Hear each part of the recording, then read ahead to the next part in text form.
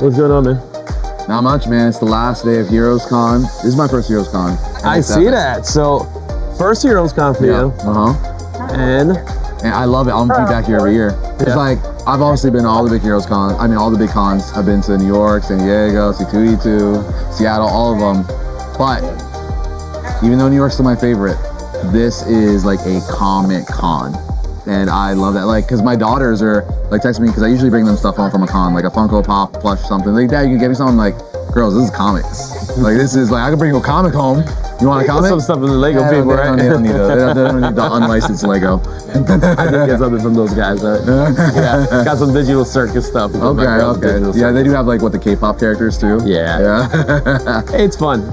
You get something like Lord of the Rings stuff that you can't really get. So I like I like the custom stuff. They do have the horror characters. I saw they had a Jason and Freddy. Yeah. So I don't know if we'll ever get that. Jason, Freddy, Krueger. Just get like the whole. That's what I'm saying. You get like all the scare icons. I think they had Hellraiser, Leatherface. I know, right? Like, but it's a rabbit hole that I collect too much stuff already. Yeah. Speaking of collecting, yes, I think he has. They probably kind of see something here a little bit. Yeah, a little bit already. Oh, there it is. No, that's just some facsimile. This is right. Yeah. So what you got there? It's just, I don't know, Spider Dude, Spider Guy. Oh, Spider-Man. First appearance. Spider. Yeah, Man Spider, right? Amazing Fantasy 15, obviously. We all know. Who doesn't know this book here? Yeah, right. If you know comics, you know this book. I've been giving the spiel, top 5. I think most of you would agree, top 5 grails of comic books. Because how I break it down, I know it's going to be preference, but how I break it down is Action 1, Cat 27, Superman 1, Batman 1, Amazing Fantasy 15. You brought up a topic that actually I'm going to talk about soon, and I'm going to do a separate video for that kind of stuff, but I'm going to might as well mention it. So you brought up Batman 1, Superman 1, and then we have Amazing Spider-Man number 1. Well, Amazing Fantasy. Oh, I'm gonna get there. Okay. This is AF15, but I'm thinking about Amazing Spider-Man for a second. ASM1 is about to celebrate its 1,000th issue. It is. I think it's actually in New York. It's gonna be October. It's October, yeah. So this celebrates 1,000th issue, and I know there's gonna be like a billion variants, right? I'm sure. I wonder if I have one. You're gonna have one. If you don't have an Amazing Spider-Man variant, what's wrong with you, right? However, here's the funny question, and I know the answer. How could it have beat Batman and Superman? How could it? How did it beat Batman how did it? Superman?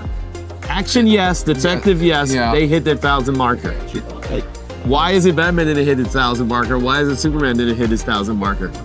And they came out 20 years earlier. I was gonna say, I mean, there's multiple instances, but the most recent one I would say, New 52.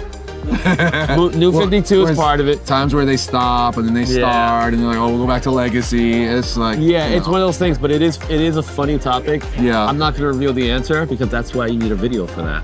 But the truth of the matter is like, it is cool that we're gonna get Spidey's 1,000th issue, even though they speed ramped it to get there. Yeah.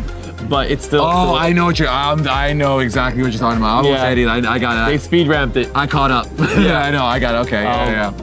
But it is cool, and yes, if you're into comic books and you turn something like this down, dude. So I was walking around the floor a little bit, and we're at a Comic-Con. Yeah. So this is like literally having like, you're like a celebrity if you're carrying. Literally, as I'm walking with it, people are like, I had a few people literally like going to like, hold it, like shaking. People want to take pictures with it. Yeah. I'm like, if you run, I will tackle you. I will freaking New York Giants your ass, all right? Speaking of New York, New Yorkers? You can't, I got the shorts on. You can't see right now. You know what? Let's see. Hold on, we're gonna go. Oh, yeah, orange. There you go, look at this. There it is, look at this. That's right. How was it last night? Oh my God, like my voice has mainly been like losing because of last night. You can't do reviews anymore, I was trying to go to bed. The adrenaline, dude. Like, 53 years. Brunson like tied MJ for the finals most points in an away game, 45 points. And I do find it bittersweet that it was against the Spurs. Why? Because the last time they were in the finals, they beat it was the Spurs. Oh, for sure, yeah. So it's kind of full circle in that way. 100%. I love all the videos. that are coming out, all the analysts from like ESPN and stuff like that. Yeah. Like a few years ago, like they're crazy to give Brunson 27 million. He's not gonna be like an A-list player. Da, da, da, da. What are you doing? And now they have to eat their words. Eat their words because Here we are talking about basketball. I know, right? Meanwhile, neither one of us are like big basketball guys. We're like more baseball guys. Yeah, for sure. But we're both New Yorkers, But and it's as the New Yorkers and stuff It's like the- that. it's the So you gotta give love to New York. I say it all the time. I'll say it here because it's a different audience. But like, this, my dad was NYPD. This is badge number 7633. Literally, it's 1 for 1. Took this to the artist. Put it on my arm, same size and everything. So like, Knicks, bro. Knicks. Are there any other shows that you interested in attend that you might have not even tried to attend it? Like obviously San Diego, New York. Yeah. But are there any other shows that you're interested in? I've done Baltimore, but I've only done it as a fan. I would like to do it as a retailer now because I did enjoy it, and that's also it's like 4 hours from here, 3 hours from here. Yeah, Baltimore's not too far from here. Yeah. So I would like to do Baltimore as a retailer because that was like 5 years ago I did it, and I would like to try Seattle again because I've been to that Comic-Con. Not as a Your retailer. homie's in Seattle, isn't he? Oh yeah, Comic Tom. Where are you? Where are you, Tom? Get over here. Insane. Get over here Sorry. and be like, He's like, I don't want to fly all the way across the country. he doesn't know. He doesn't know. That's what I think it It's is. not Comic Con, Tom. This is- Comic Con. Yeah, you want to see the one of the Golden few Age guru too, right? Because they're all in Washington. They're all Washington. Davis is in California, which is also the other side of the country. So no one wants to make that, what is it, like a 5-hour flight, 5.5-hour Yeah. flight? But It's a 5-hour flight. That's not too bad. It's a good con. It's definitely good con, man. And it's privately owned still, right? That's why Yes. it's like very common because unlike, you got like, what is this, Comic-Con International, San Diego, Fan Expo, Fan Expo, Repop. yeah, Repop. So this is like the Heroes comic shop runs this, right? So that's why there's no celebrities here. The celebrities are the artists and the writers, which I love. Yeah, you ain't gonna see Yeah. that here, and most likely you will continue to see it here. Like you'll start seeing more of the retailers, like big time collateral. Shout out to Nelson and the gang.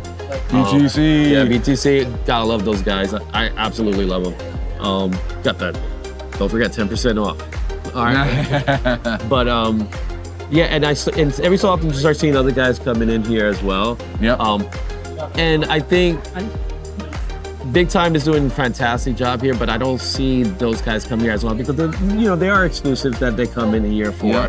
This is actually This- BTC's first Heroes. Yeah. Yeah. And the reality of it is people that come here usually are looking for the grails. Yeah. They're looking for, in my case, I gotta miss Barter's first appearance for $40. That's friggin', that's not, oh, you got it for less than sticker? Yeah, I got it less for stick. Hell yeah. I got this sucker for $40. Look at that. Look at that. It's pretty clean.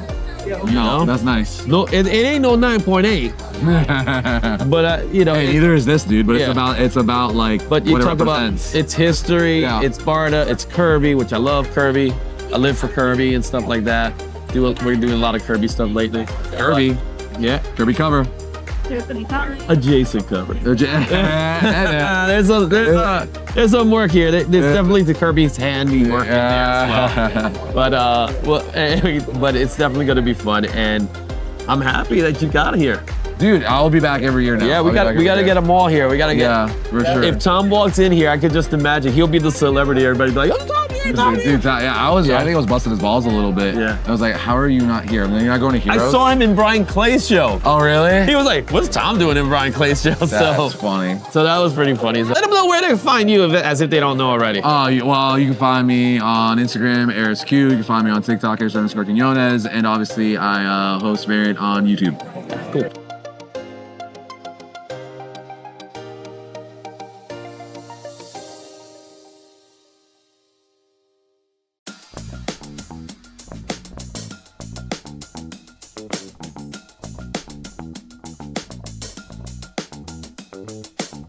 How's it going?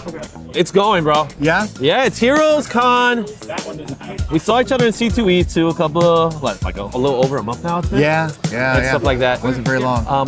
How do you feel with this show in comparison to other shows you've done? Because this is like the pure comic show, right? This is the pure comic show. It's great. It's really nice to be around all the like-minded folks. I love comics. I grew up with comics, so it's nice to be around just a slew of people that all agree with me in the same way where it's like you're just excited about something that's on paper. There's something about interior art. There's something about the sequential form of comics. It's really nice to be around. Yeah, and that's something that I'm big on myself personally. I love sequential art. Yeah. Being a guy that, like most people, as an artist myself, I've gone through the struggles of trying to get noticed. And back in our day, Right. I'm assuming you're part of my generation there, right? Right. It was about sequential art. Yeah.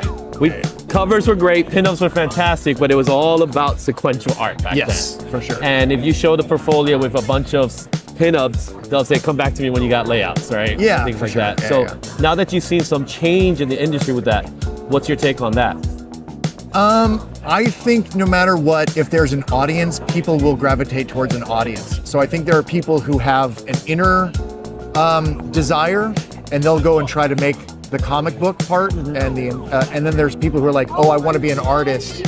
Where can I make a living? And I think those people will gravitate towards cover art, variant art, or something like that. So I don't think there's wrong or right. I think it's for who you are and who your core is. Because I think to do interior art and to come up with your own story and all that kind of stuff, you're a unicorn. And you have to force yourself because it's a lot of work, it's a lot of effort, and usually it's not a huge amount of pay. So you're doing it for a different reason compared to just the money, which is like, I'm gonna go chase the variant, I'm gonna go chase somebody else's cover, I'm gonna make my version of the cover. Again, there's no right or wrong, there's no judgment. I think it's just different people. So you were talking about, since you grew up on this, what was your books? Oh my God, man. Remember, I skipped school and I went to a local Circle K in Seattle, Washington, and I picked up Savage Sword of Conan, and I picked up ROM #3. Oh, And- really? Yeah. And those were like, what is this? What is this thing I'm calling? And then later on, because I remember little things, I remember with my own paper route money, I picked up Teenage Mutant Ninja Turtles #1, the original black and white. Holy crap. Before anything, right? Because this is back in the You're day. talking about back in Seattle, right? Back in Seattle, So it back in made the it all day. the way over there. Oh my God, Mirage Studios. Every single time I was the kid who came in and picked it all up. You were that kid. I was that kid, yeah. Good move. And then in the middle of Seattle, there was like a half-price books, and that's where I found heavy metal, the Fantastic. older ones from Good UK, stuff, yeah. because I couldn't find that stuff. But because my parents wouldn't let me have any of it, I had to like figure out a way to buy it without their knowledge, and that's why I took a paper route. That's why I took all this money from the side one so I could like skip school and go find the comics. So I have some good backstories like that. Yeah. In New York, we would pick up the Village Voice for the concerts. Oh, okay. But I come from a very conservative family. too. Extremely conservative. Me too, yeah. And I recall I had all these Village Voices. I don't know if you had a chance to ever look at Village Voice, but if you ever had a chance to look at Village Voice, it's had all the concerts that are going on because we didn't have internet. So we know all the time. But at the end, there was ads. Oh, okay. Ads and classifies. That's Now- a Wild West to classify. But the classifies was like searching for love and all that things, but it was because it's the Village Voice. Right. We're talking about guys seeking guys, women seeking women, and I ended up getting the conversation because my mom found it, Oh, and it was so funny. And then my mom's just asking like, "I need to talk to you." I'm like, "What?" And then she's, and especially at that time, "Are you?" And like, "No, why would you think that?" Because I found all this. And I was like, "No, no." So it was funny like that. But onto a different subject here, really quick. Tell me a little bit how you feel about the success of Dorc and everything that comes from it, because you came from, to many people, from really a lot of people from this world that we're seeing here, didn't know anything of what was the obsession behind Dorc when it first came out. Right. Until just really maybe about a month ago with Dungeon Crawler Carl and that connection that comes in. We knew about the Scotty connection, Right. but we didn't know about Dungeon Crawler Carl connection and really the fan base that comes from that. Yeah, so that was on purpose for me. Like not that like going for the job, but I was already a fan of Dungeon Crawler Carl. I was already a book fan, and I know that the people who are getting into this lit RPG and all this kind of stuff, I'm like, oh, you guys are ready to be comic book fans. You just don't know it yet. And then I was trying to tell comic book people, you guys are ready to be book fans. You just don't know it yet because they're separated groups. Very. And I was like, but I think that there's a synergy to that. And then I became a fan of the books, and then Matt Dinneman and Vault reached out and said like, hey, do you want to do this book? It's like, I'm already a fan, I'm in. Because nobody could have convinced me to do 2 books at the same time, my own books and this. I was like, oh, I want to do this, and I think there's a crossover. I think if I can bring some of them over, we can bring new blood into comics, which is healthy for all of comics, right? It's good for everybody. Same way where Absolute Batman brought people in, Yeah. Invincible TV show brought people in. These are other ways that we can make comics healthier overall, which is good for everybody involved. And so I thought it could work with the Dungeon Crawler Carl people. And it's awesome because you can see the cosplayers, you can see it. And then they go, oh, I like comics too. It's like, I know. You just didn't know. And so it's nice to be on that side where you can see that, and then you can give the book out to say, like, great, if you don't want to read, go listen to the audiobook of Dungeon Crawler Carl. Yeah, and it's a good audiobook too. And then all of a sudden they get into that, and you're like, yeah, see, you're a book nerd too. You just didn't know it yet. There's a synergy to all these things that relate to it, because it's all, the new generations all blend now, right? The video game, everybody's getting into the Netflix. Everything is this hodgepodge now, where everything had to be separated groups in our age. Everything's now just a soupy mix. So, yeah. You did well. You're doing well. Yeah, So trying. we'll see him soon in another show, I'm sure. Yeah. But thank you so much. Yeah, thank you. Hey, I'm Brett Bean. You can find me at brettbean.com, BRETTBEAN. Find me online or Instagram. Awesome. Thanks.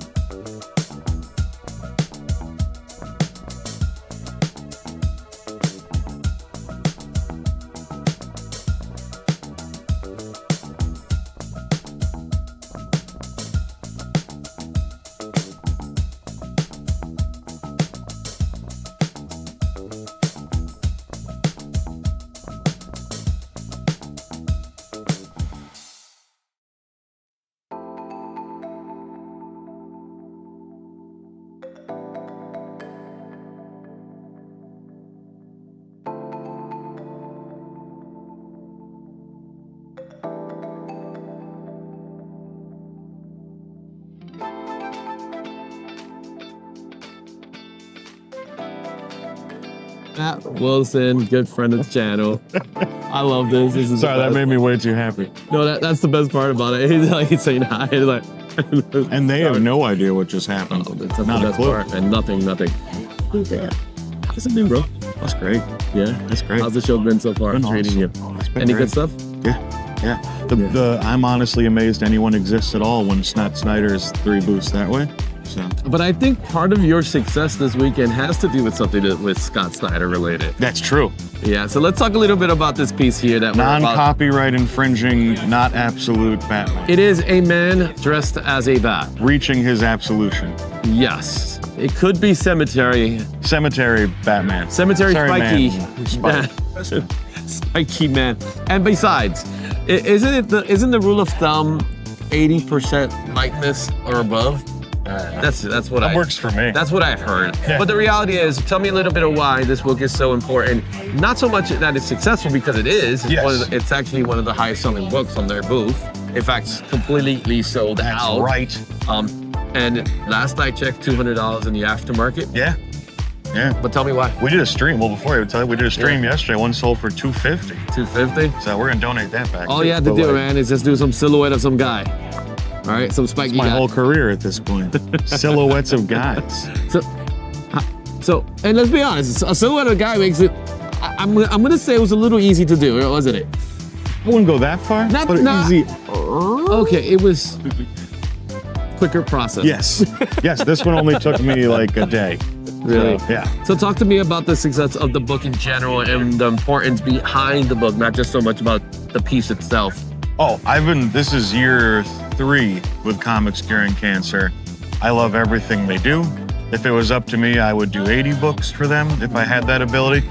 It's so many charities these days have, like, before the money goes to somebody else, we make sure we pay our employees and our investors and these guys actually like help people out. And that's, to me, I'll do whatever they need at this point, you know? And, you know, at the same time, I'm taking this is just an act of love, an act of compassion. It was just doing things out of the greatness of your heart. I know I contributed on the first book. Yeah. And I've, of course, whenever there's something going on, I'm willing to contribute. I got an art piece in the auction that's going to go up today. So fingers crossed we go over 5. That's my goal.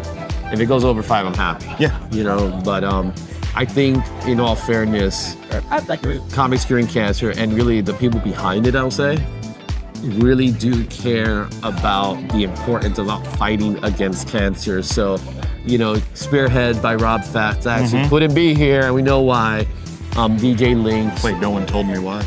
He was having a graduation. Oh, okay, that's a good reason. Yeah, I guess. I'll give him a pass. Yeah. I miss his. But you gotta see the photo. See the photo. Of him graduating? Of him at the graduation. All right. See the photo. I'm just saying. All right. I love you. I love you, Rob. Rob Fat Stacks, DJ Links, and Mark from Legion of Comics. It's funny how you say Mark from Legion of Comics, but it's Legion of Comics. Yeah. Right? But we always say Mark of Legion of Comics. Yeah, it's basically just him though. Not really. I shouldn't say just him, but he's the. Let's be group. honest. Yeah. He has multiple personalities. That's why it's called Legion of Comics. He is the Legion himself. So each personality is another. But the member. problem is they're all together at the same time. Oh, it's like a He says sword. Yeah, so he says it all the time, like, we are Legion. Yep. So, again, I love you guys. Just went full Voltron on you. Rob is Voltron. But like the 14 Voltron, because he's old. all the pieces are All the loose and pieces. swinging. You remember that? I remember as a kid watching Voltron, and I always wanted the Lions, right? Every kid wanted to watch the episodes of the Lions, but then when they would start playing the episodes of the Cars, you're like, oh, damn it. I liked them all. I did like it, don't get me wrong, but it was like, I want to see the Lions. The Lions I was used to have Voltron sheets. Yeah. I was very popular with the I'm ladies. thinking of something. Maybe Voltron? Maybe Voltron. Voltron. Or if we want to watch the Voltron opposite Light? sale effect, like next year, I'll do a Voltron. Well, there is cover. a Voltron movie on its way. Is there? Yeah. Oh. And Henry Cavill's involved. Oh, I'm back out again. Yeah. So, yeah, I think it's Henry Cavill. It is Henry Cavill. Henry Cavill's involved, so. I don't need to see that anymore. Not into Henry Cavill? Not a Henry. No. Yeah. Not for me. Now you really got a lot of people. Sorry, guys. But I get it. He's pretty. tell me a little bit about you. Like, what's Me? been going on? So. Oh God! All I do is draw covers all day now and DJ at weddings. Yeah. What has been going on? The amount of books I put out in the last year has been ludicrous. In December of this year, I completely lost April. I don't know where she went. We were talking about it. I did 13 covers during the month of December that are just coming out slowly over the year. It's just been nuts. Yeah. Good they're nuts. They're great covers because the amount of work you do on these books are amazing. And then you also have certain pieces of art supplies that are very unique, very costly. Yeah, weird It's stuff like over here. We'll give your channel the entertainment here. Yeah. This is so. Anybody who has visited my booth knows I'm a big gold leaf guy. Yes. And anybody who's been on the internet knows that gold is really expensive now. You don't So, say. Just to put entertainment, when they're like, why do your gold leaf comics cost what they cost? So this is how gold leaf comes. This is 25 sheets. And that's $125 right there. Yeah. So this box costs $500 every time I order it. And if you breathe wrong around it, it disappears. So, 13 covers. Yeah. Like trying. I think the return on investment doesn't sound too good. No, listen. One thing I've learned in comics is unless you're a Scott Snyder, you don't get in it for the money. Yeah. Because there's no money, and you end up spending it on gold instead that you can't use. But it's fun. Fun fact, I'm slow. And that's the reason you do silhouettes. Listen, a silhouette. I don't want to admit how long this silhouette took then. No, I know. It's a crack on artists. It's an artist crack. We artists could joke around each other because that's what we do. Yes, we're mean. Yes, we could only say that to each other. We're very mean. Right. That's how we work. All right, so you were back to the gold piece that's worth $1 billion. Oh, yeah. Yes, gold plated. I was just told Take by it to my someone jeweler. that Well, I keep joking. I'm like, if you don't like the comic anymore, melt it down, take the gold. It's at least worth something, you know? Yeah. Now, the gilding process is something I started doing last year because I did it all through art school and like fine art pieces. And I love doing it. It's very like zen and time taking. And a lot of people think I just color it with a marker. Yeah. It's not, it's awful. I wish I never started it, but I love it. Yeah. I love the way it looks. I love the shininess. I love being able to offer something that's limited to 15 copies rather than, you know, if you want something weird, we could get you something weird. Even the signature is very artsy. Well, I'll give you an exclusive for entertainment. Yeah. I got yelled at years ago because this used to be my signature. The M. Yeah, and they were like, You need to do better than that. No, you would have thrown a W. Ta-da. That looks good. Yeah, but this is prettier. Oh yeah, that's like the So I like the katana signature. Yeah, Like, I sat at my dinner table one night and I'm like, Matt, no, Matt, no, Matt. And until I got one that looked like that. you And I know was what? like, there I we did go. the same thing, but I was in junior high school. Oh, I So was 41. So in junior high school, I wanted to create I was at that age already where I was like, I need to have a signature, right? I wasn't thinking as an artist, it was just I need to have a signature. So if you don't mind, if you have like a pen, I can use it. Not a marker, pen probably a little better. So one of the things, Sharpie, does that yeah, help? Sharpie will do the job. So one of the things I did was I did exactly that. I spent a long time in school doing it. And this was like my signature for like my everything. So this is my real signature. So then there's, So I can forge checks now. yeah, but no, you won't be able to, right? So there's that. This is what I put on all the art pieces. So you see the little thing. And it's really just a play on the letter I, but everybody thinks like, what is it, nuclear? Yeah. Or It's something. my Like, Triforce symbol. yeah, the Triforce symbol, Yeah. but it was like, it's simple, it looks cool, it does its job. But then when I started doing the signature, I was like, I want to incorporate every single letter of my signature. But I also was like, I want it to be the unforgeable signature you could think of. It has morphed in time, of course, but then I ended up doing this. A, E, L, and then I was like, and then I did that. And that's ended up being Oh yeah, the you signature. can't forge that. So every single letter of my name is in that signature. You should just start putting that at the end of it. I know. So when people see that, they're like, oh yeah, that's his signature. But it's very Stan Lee-ish now. So there you go. Now you get to see it. Well, if I really want to be Stanley, sign it over whatever the main part of the art is, so you can't see if I it really anymore. wanted to be Stan Lee, I then have to smudge it all over, and then I got Stan Lee off Yeah, that and then too. get some guy to steal all your money. And then at the same time, you put the signature on a machine. And then you let the machine do it, and then you just say original Stan Lee signatures on books that just came out. I like that we both just did that. We did the same thing somewhere else. That was the weirdest sync up I've had in a long time. I love you, girl. That was amazing.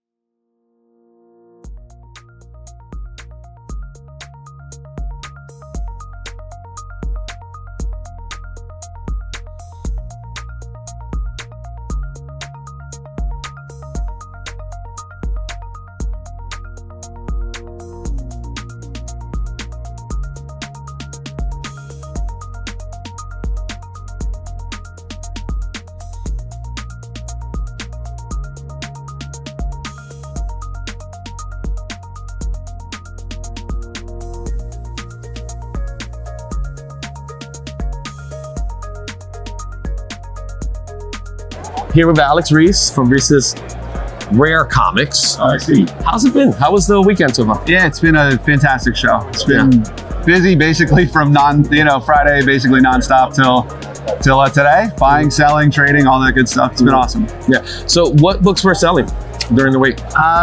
We just bought this EC collection. It was an original owner, so we brought a lot of those as we're new to market. Sold a bunch of those. Then also your typical, standouts, your ASM 129s, your Hope 81s, AF15s, all that good stuff. Yeah. Which is the books that seem to be always selling?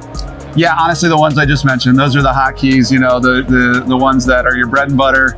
Everybody knows them, first Punisher, first Wolverine, ASM 300. All those ones have been selling really, really good. What else sells pretty good besides those blue chippers? Yeah. High quality, silvery run fillers. We had tons of guys digging through the boxes and filling in holes. I had one guy tell me he got the last of his FF run. He just needs, a few under issue 30. So he filled in the rest of those. So we had a bunch of guys doing that.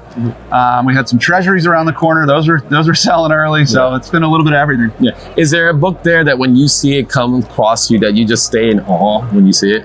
Yeah, more like that golden age stuff. Like, look, the ones I mentioned, those Bronze Age keys, they're cool.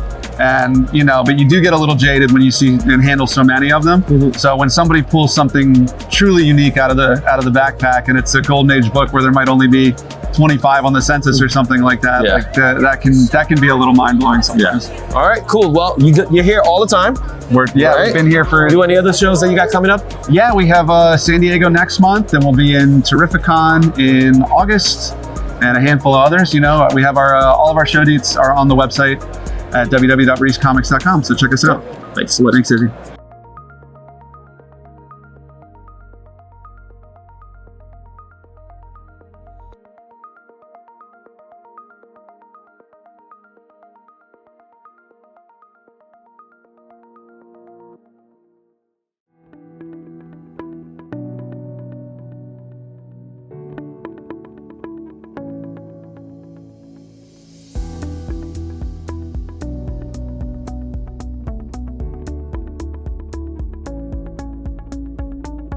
Here we are, Jenny. Hi. HeroesCon. Here we are.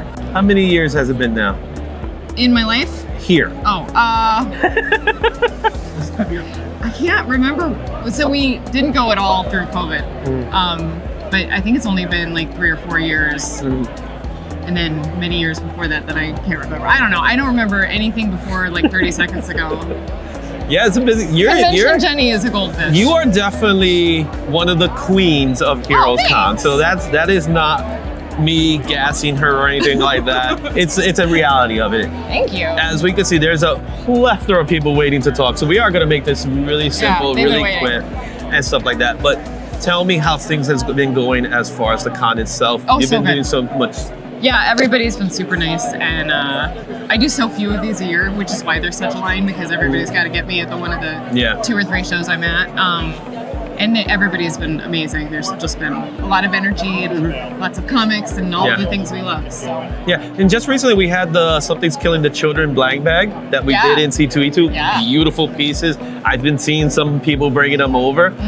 What's next for Jenny Frison? I'm not sure what I'm allowed to say, but some more of the same and some different things. Awesome. That's good for me. Very specific. And now, how's the dogs? Oh, they're good. Yeah. We say Egg is the best dog ever, and Tater is an unknowable mystery. She is. Egg, they're both rescues, but Egg we've had since she was a puppy, and Tater we got when she was about 5, and we don't know anything about what happened to her before we got her. I suspect she was a puppy mill dog. And she has a lot of baggage, but she's just the sweetest baby. If you're listening, Tater, you are a sweet baby. Yeah, you gotta love the pets. You love the pets more than anything else. So I got a cat that, I'm a dog guy myself, but I got a cat, and the cat just loves to just sit on my chest. Oh my God, yes. And I'm looking at her like, why are you sitting on my chest? I do nothing for this cat. I try to ignore this cat, and this cat just... If you don't know anything about cats, that's why it's happening. Yeah, so she's like... The less attention you give them, she'll come, she'll do the bop in my head Yeah. type of thing. I'm like, I'm trying to watch TV. Yeah, like while you're eating. It's just like, So Jenny, it's always great seeing you. you too. All that fun stuff. So Jenny, let the world know where they can find you. Oh, I'm on Instagram at Jenny Frison Art, and that's pretty much it. Yeah. I have a website. It's jenny@jennyfrison.com. Yep. And of course, you can see all the artwork. jennyfrison.com. Just jennyfrison.com. Awesome. Jenny, it's a blast. Thank you so much. So good to see you. It's so good to see you. Thank you so much. My pleasure.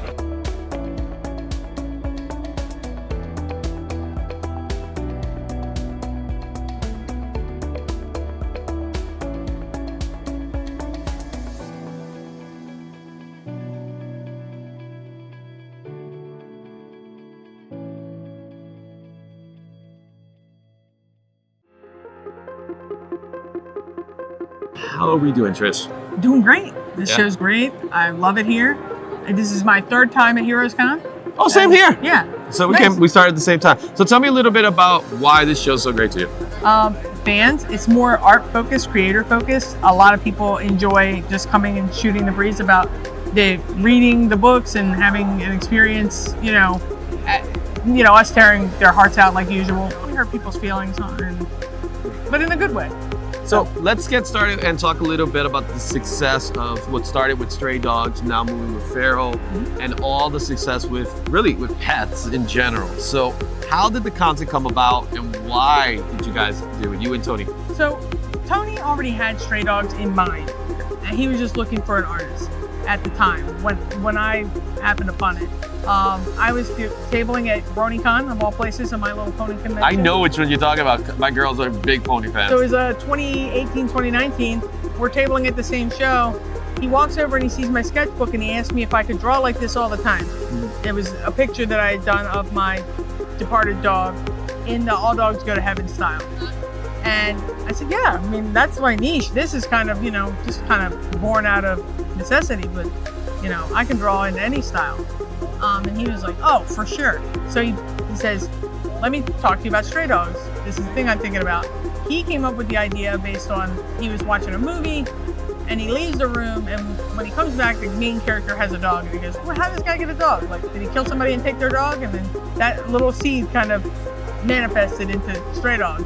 And then he pitches me the whole first issue at the table. I was like, I'm in. He's like, yeah, we're not going to be paid for a while. And I was like, don't worry about it. It's fine. I do it on the side. So basically, he worked around my schedule, but I hit like all the goals that we needed. So, just hustling, making it happen. And then it came out to much fanfare, much to our surprise. We just wanted to get it out there. I created all these characters, gave them little personalities, and I'm attached to them. So, that changed my life. And then, Feral was like the next logical step, because everybody kept saying, Stray Cats, when are you doing Stray Cats? Like a big joke. And we almost couldn't when we had originally set the rights out for the movie. We couldn't. Yeah. So we were hindered by that for a minute. And then we got the rights back and we were like, haha, suckers, cats. Cats are coming. I actually took like major inspiration from Don Bluth. My favorite animated movie of all time is The Secret of NIMH. So, of course, Don Bluth. Sweet, innocent characters, dark, hideous understory, Secret of NIMH was hard to watch sometimes. It really was. And it was like a real struggle. You got that mom trying to, find a cure for her kid's pneumonia.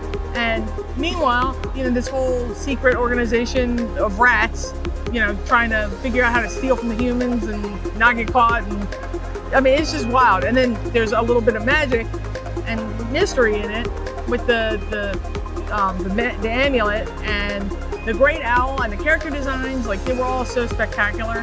It was what I wish Disney movies at the time were. Land Before Time, American Tail, Bible Goes West. Those movies shaped my artistic beginnings. And so I always learned how to draw from what I see. I never really went to school for it. I just learned from the masters. And then when the internet was new and shiny and everybody was getting online, he had a message board. Don Bluth had a message board where you could learn from him how to draw like him, how to animate like him, how to, get pointers for good character design. So I took that course and I learned how to animate a little bunny walking. It was ridiculously hard, the hardest 24 drawings I ever made in a sequence. And then he said nice things about my character design work. He would give us a prompt and then we would create a character and it would be like the best thing ever. And he said nice things about my character design work. I said, that's it, I can retire. I've heard, I've done it all. It's great. And then Tony came along. Awesome. Well, thank you so much. Really appreciate it. It was great.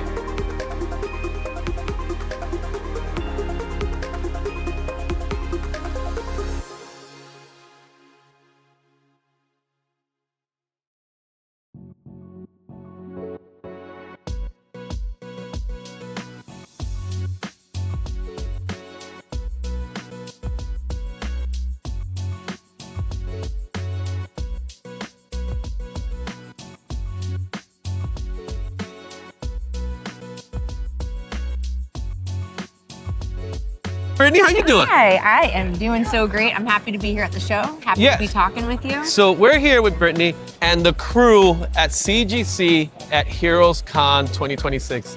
Tell me a little bit about how cool this con really is. Oh gosh, I can't say enough stuff about HeroesCon. As far as Comic-Cons go, and I've been to well over probably 1,500 to 2,000 shows in my day, like a lot. We're competing then. Oh, I really wonder what the actual number is. It would be a lot to calculate. But HeroesCon, from I think I first came to HeroesCon 13 years ago, and it is still, in its core, in its bones, a real Comic-Con.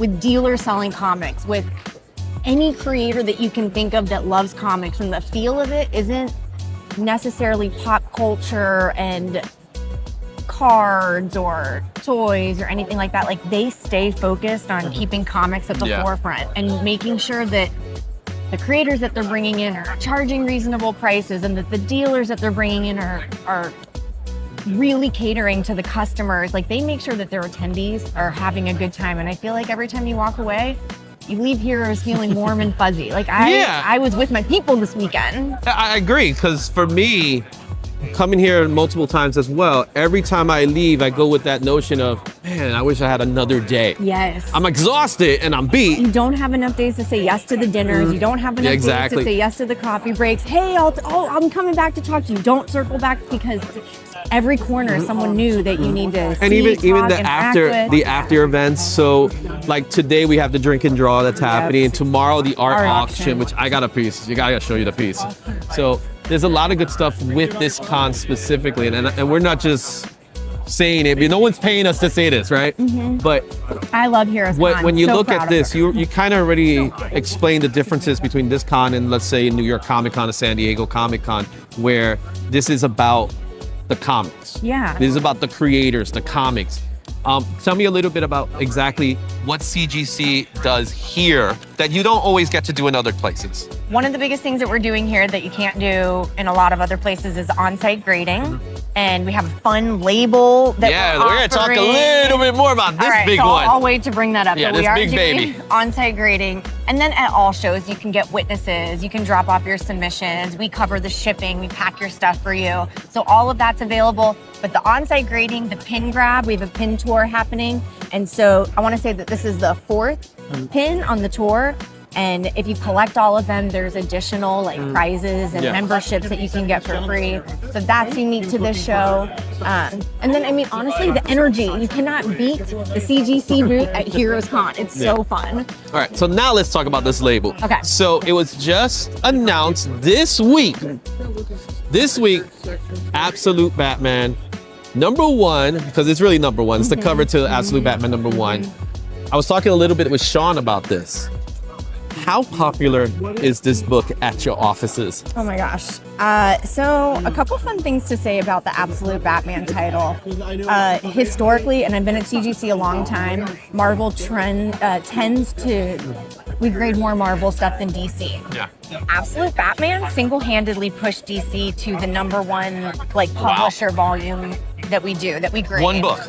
I mean, the number of Absolute Batmans that we've graded has pushed DC into being the #1 publisher that we grade. And that's never happened until this year. And that's thanks to this book. A little bit more about the label. We had an Absolute Batman signing earlier this year, and the submission numbers were amazing. Thank you for everybody who sent in. But this is one of the first times that you can get Snyder and Dragotta in person together. There hasn't been an option, like an in-person option for people to come get their book signed in person by them. And so, and just in time to get both of them with the label, because that's on-site graded. And on-site grading. So that's the other thing. You have labels on hand for the on-site grading of this book. So people are gonna walk out of this con being the first people to have the book with the label. Just to give you a little information, this week I sent some book because we did the Elite show 2 weeks ago. Andrew was there, and I submitted Absolute Batman books. And you didn't get the label? No, this is the best part. Because it just arrived, they were able to. I made that phone call. I was like, if somebody didn't help you, I'll help you out with that. Yeah. I was like, I made the phone call. I said, and I forgot who I was talking to. He was like, oh, I'm not sure. I was like, look, you haven't even pressed it yet. Yeah. Let me get that label. Yeah. Get the label. Put the label in there. It's a really good looking label. I'm just gonna get it nice and close again. So what's really nice about the label, especially, so you have, this is the signature series, so you do have the blue label regular. But get it SIG. But seriously, but in all fairness, the signature series matches so well with the actual colors of the book, right? It just blends in. Yeah. So I'm really curious. I know CGC is not involved in the aftermarket side of things, but I'm just thinking what the aftermarket is going to look like for this book. Yeah. That's my curiosity with this book. I feel like we'll know a lot more after this weekend because there will be finalized pieces out there in the market as of Saturday. Oh, there'll probably be As of today, I bet. Yeah. As of today, we'll probably could go into eBay. So maybe we should shoot another video on Monday and we can talk about the aftermarket of the books. We can There's a show somewhere called, I don't know, the top 10 trending list. Oh, yeah. That we cover at cover price. I don't know, there's a co-host there. Maybe we'll talk about it. Okay. I'm sure. I'll guest star and we can talk about it. Hey, I'll tell the guys. I'll call them. I'll call the guys. You guys heard me. I'll call John and Matt. I'm like, hey, you want Brittany on the show? Let me know. Take me. So lastly, how can people get this? Okay, so very simple. You're going to come to the CGC booth either with your signed and witnessed Absolute Batman and submit it for on-site grading, or if you don't get it signed, you just want to drop it off, you can take them home, blue label, Sig Series label, whatever your choice is, we got you covered. So you just want to come to the CGC booth and somebody here will help you, put you in the right line, put the stuff on your paperwork. We'll take care of you here at the booth. Thank you so much, Brittany. I It's really my appreciate it. pleasure. It's my pleasure. I'm in the CGC booth with Shawn, and what we're going to be doing is we're going to be pre-grading this Spider-Man piece right here. But before we start doing that, Shawn, first of all, how you doing? Good. How are you? Great. I'm doing fantastic. It's early in HeroesCon, and so, but HeroesCon is one of the best shows of the year. Absolutely. So it's definitely fun. Talk to us a little bit about this process and exactly what we're going to do before we actually do the grading. Yeah, so like right now we're doing the Meet the Grader. So I'm here twice a day, and you can come and you can bring your collectibles, and I will give you kind of a pre-screen, give you an idea, a rough estimate about what grade range your books are in. And then if you want to submit it for on-site grading, we're actually doing the grading here and encapsulation. So you would stand, you check in over here, and then you would stand in line over there and drop your books off. And then within the same show, you get your books back. We would grade them and encapsulate them here. So this way you don't have to put them in the mail. You can also drop them off and we'll mail it back to you as well. Yeah, on-site's really exciting, especially here in Charlotte. Yeah. Now with the on-site, there is a little extra charge with it, and what I've noticed is if you have one book, it actually ends up being a really good deal. It's when you end up doing more, then the prices starts elevating a little bit. And but it's one of those things too, where it's like normally moderns are about a 30 business day turnaround time, so you're getting it within 3 days. So it's definitely a steal. Yeah. And since I have you now, let's talk a little bit about this Absolute Batman. Oh man. So for those of you who don't know, they just dropped the label for Absolute Batman. That happened this past Wednesday. Super excited. How has the response been so far? So far, it's been amazing. And not only that, but we're offering it here. We're giving it available for anybody who wants to do on-site grading. We're actually giving this label. It's for Scott Snyder, it's Nick Dragotta, right? They're both here, and they're both doing signings. So we're offering that label to anybody who wants to use it here, which is the first time we've never done custom labels for on-site grading. Yeah. So it's really exciting. And I could imagine, because it is one of your highest graded books now, right? Yes. So off the top of your head, do you know how many books you guys see? I feel like I don't go a day without grading Absolute Batman. Really? Yeah. More than one. DC has definitely overtaken Marvel as far as submission-wise. Really? Absolute Batman's killing, and it's a great book. And month over month, it's been that way, right? It's been that way, yeah. It's been that way month over month, and it's usually cover A. Yes. And then you have a little mixture of the other of ones. the variant covers, and yeah. Okay, cool. There you have it. We're gonna see the book in a second, and we'll see what we get with this book. What we're doing here is we are going to check to see if we have a potential for a high grade for this Spider-Man piece done by Todd McFarlane. It's a virgin variant. This was limited to 1,000 copies. It was a Fan Expo exclusive. So Shawn, it's yours for the grading. All right, so let's take a look. I'll take that, baby. Double five. So I'm gonna remove the tape, because tape is our enemy. I hate tape. I just got the 10. I don't know. All right, so what I'm gonna do is I'm gonna hold it here under the light and let it roll down. I'm gonna look for scratches and any indents along the spine. So the first thing I notice is right up here, you got a little ding up here. Okay. A little indent. Nothing that'll take it out of, it'll take it out of a 10-0, but nothing that's bad enough where it would take it out of a 9-9. Oh my God. See a slight bend here. Can you kind of see where it shadows a little bit on the top left corner here? So now we're looking, and then along here too, I see some scuff marks. It's all worth it. And then there's a little scratch down here. And there's another bend down here. So I think overall, you're probably looking at a solid at least 9.6, possibly a 9.8. All right. Still a beautiful book. Yeah, it's gorgeous. There you go. And thank you, Shawn.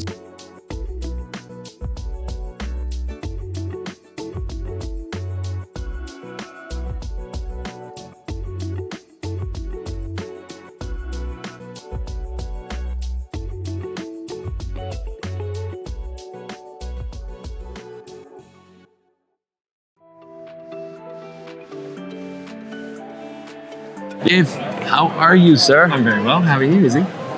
A beat, man. It's been a long weekend. It's been a long It's weekend. been a long weekend with all this stuff. The game yesterday, all the pieces that we've been doing, all the stuff that we've been doing. You've been killing it, man. You had running around. an amazing weekend. Actually, I might show you some of it.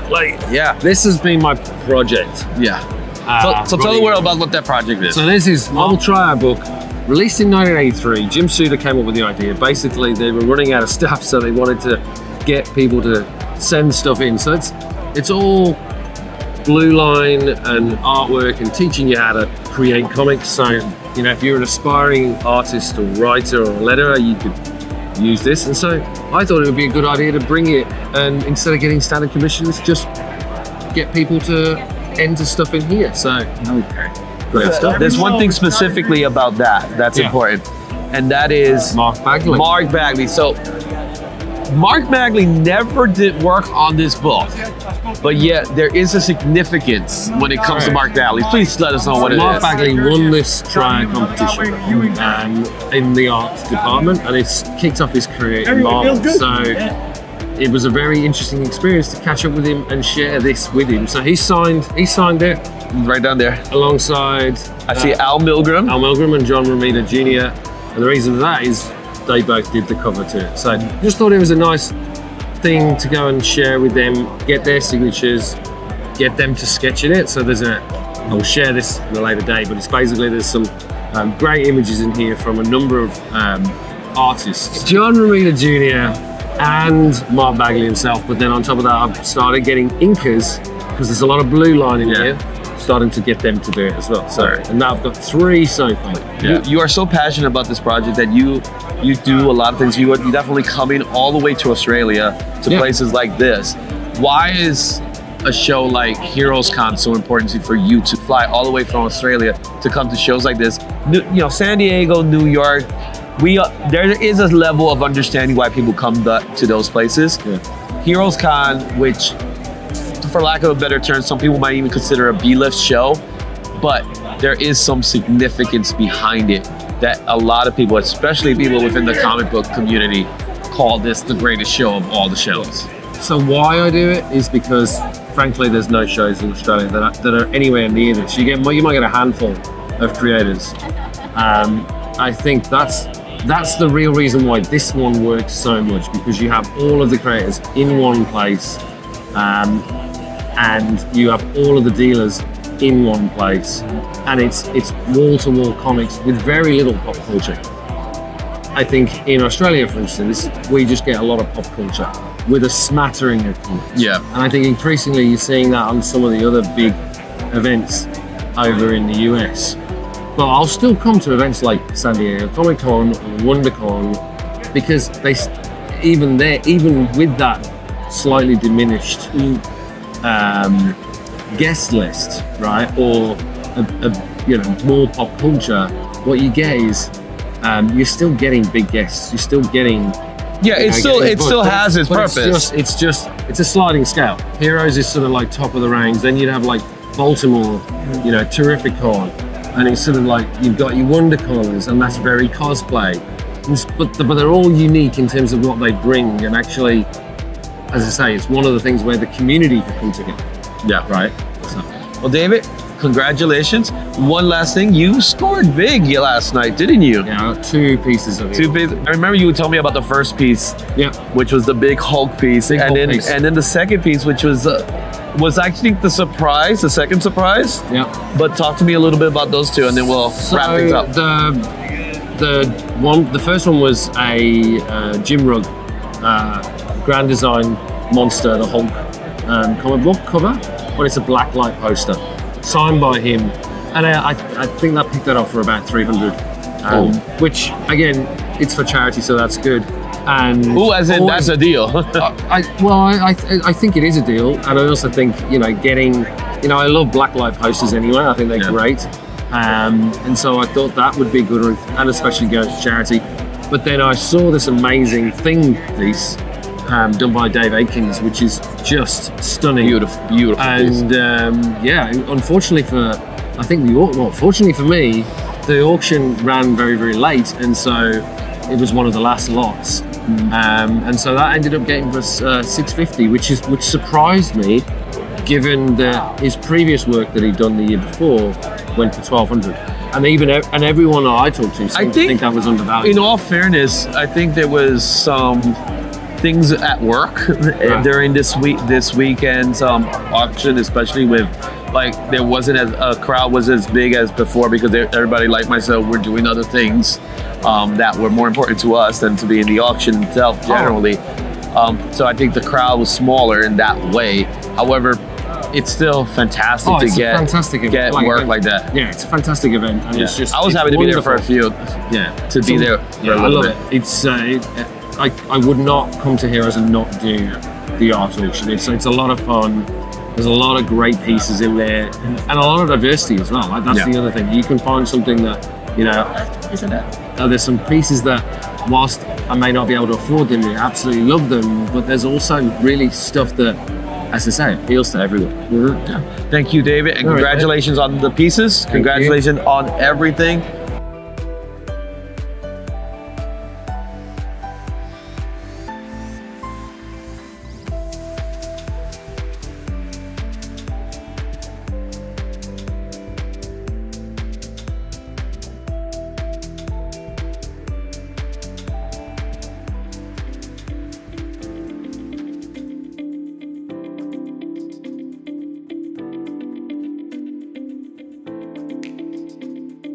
How you doing? I'm doing good. I'm doing really good. How has the show been for you? Horrible. People keep on coming over and saying nice things to me and offering me candies and things. They've been offering you candies? Too much work. Have they been offering you gummies and cookies? I don't want that. So, first and foremost, I have to first speak to you as a fan. All right. I say this being completely truthful. You are truly my favorite.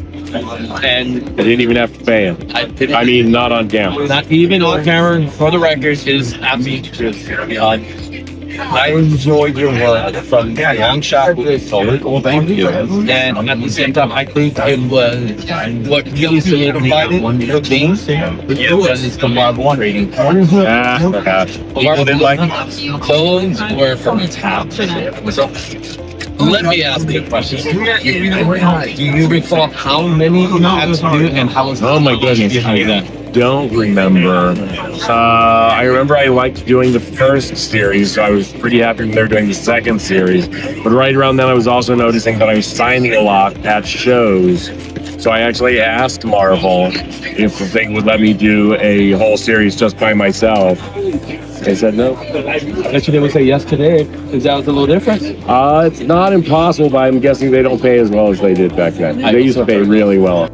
That's it. So let's talk a little bit more about how the industry has changed from the time that you started, which was back in the 80s, where it was really an era where the artist was required to be a sequential artist on top of doing colors. Sure. You have the ability to do both, and more importantly, even to this day, you are still doing the same thing. You still command top dollar during any of your copies goes on sale. I'm very lucky. Yes, I speak this from a person that works with industry that checks on market value. So. Nice. Oh, I'm glad to hear that. So it's the reality. So whenever you have one of those, so I should ask for a raise. Yes, definitely. They should have given you the raise already. They should have. Shouldn't have to have. So tell me a little bit about how the market has changed, being the person that's seen it from all sides. From my point of view, I mean, I've always had just work from home. I've never been working in the office, and I never lived in New York. But it did seem like things were a little more loose, kind of a little more comfortably creative in the 80s. When Marvel was bought by the new people, they added all kinds of things that ended up being, I think, bad for various comics. Meaning, like, surely one X-Men comic was enough, because there have to be 5 every month, and I understand that that's kind of how they make things now, but it makes me less interested in working on a book like the X-Men. It's one of the reasons I'm interested in working on the book I am right now, a book called Terminal, which is just one book at the moment. You know, we're hoping in the future it gets successful, and maybe there's spin-offs, but not that there would be like 5 different versions of Terminal being done by different teams. I don't know how they do that. It seems like a lot of fun. The other thing I wanted to ask you is in regards to where your style comes from. More specifically, among the Japanese animation that you clearly see, especially when the Godzilla series, things like that. So what drew you to that? Oh my goodness. Well, I guess the first manga book that I went looking for was because another artist named Jay Moose had discovered a book called Akira. So he was turning on to a whole bunch of people as well. It was like, what, 5 issues? And they're all really big, like telephone book size. Actually, no one knows what a telephone book is. Never mind. They're very thick books. Anyway. Yeah. So, well, yellow pages now are like very skinny as well. We still get that occasionally at our house, and there's not much to it. So anyway, first Akira, I went to the Japanese bookstore in San Francisco and got Akira, but I also found lots of other great stuff. And one of my apparently artistic superpowers is I try desperately to copy other artists, but I'm bad at it.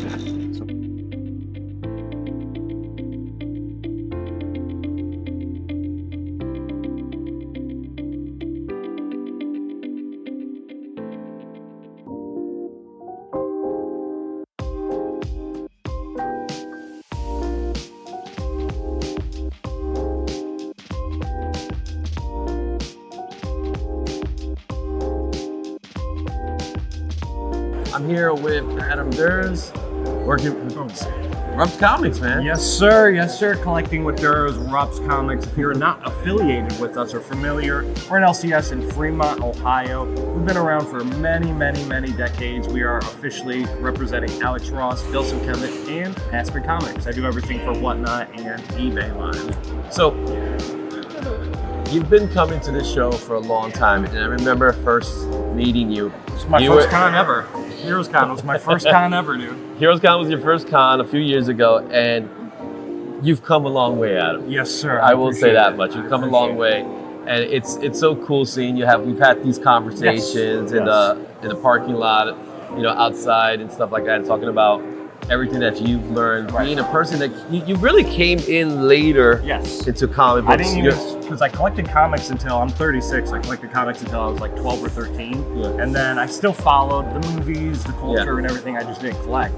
And then 2019, 2018 is when I just dove head first back in, and now And you're like, your big thing is really the modern comics of the day. So tell me how you feel about those things. So I love my modern books. I'm a big reader and collector first. That's why I love my modern so much. If I'm reading older stuff, I'm buying it in trades. I'll buy it and stuff like that. But for me, it's modern. Anything like 1975 is about as early as I go, or late as I go. And anything before that, they get a little wordy for the reads for me, but I still respect all the history and still love all the legends and everything like that. So and then you've gone to being a fan, to be a YouTuber, and today you're now part of something that you really weren't part of originally, right? So tell me a little bit about this little journey to where you are today. So like I said, HeroesCon 4 years ago was when my first con, met all you guys, everything like that, was just hanging out with the YouTube. And fast forward, every single time I go to a convention, it's all about networking, connections, all that kind of stuff.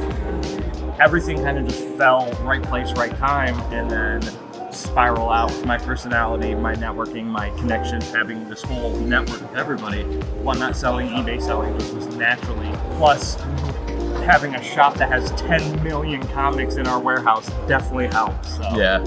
So there you have it, guys. It can happen to you. Yes. Thanks a lot, Dirk, man. I love you, bro. Love you too, brother. Love you too, brother.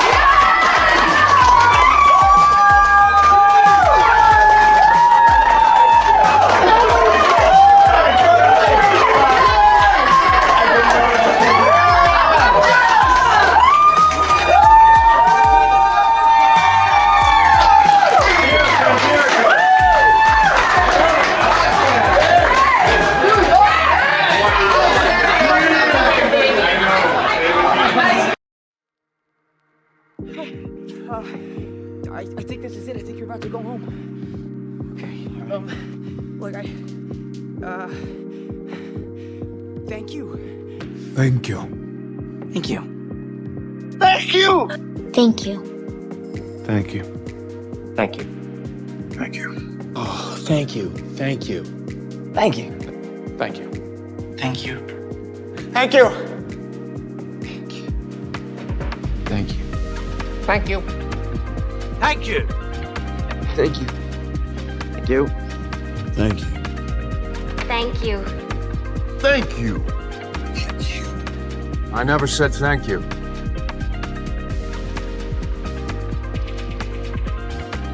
And you'll never have to.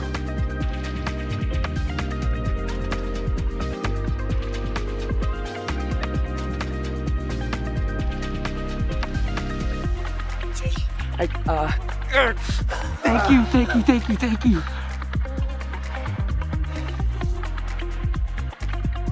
I guess I'll see you.